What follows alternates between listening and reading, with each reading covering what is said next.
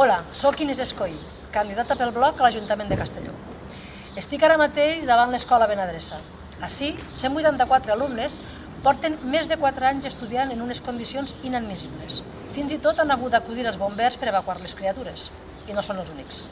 Milers de xiquets i xiquetes de Castelló han hagut de patir els anomenats barracons, els quals, no ens equivoquem, són un malbaratament dels diners destinats a educació, ja que en casos com l'Escola Isabel Ferrer o Gregal ha costat quasi tant el lloguer de barracons durant el temps de construcció com l'Escola Nova.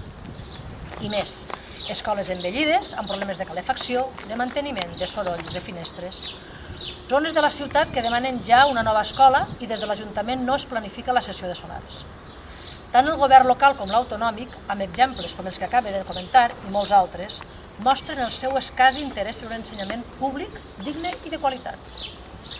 Front a un govern que prioritza les factures milionàries a favor d'arquitectes amics, mentre incompleix la seva paraula respecte a les escoles públiques, hi ha el Bloc, perquè sabem que l'educació i la formació són la millor aposta pel futur dels nostres fills i filles. Decidix futur. Vota Bloc.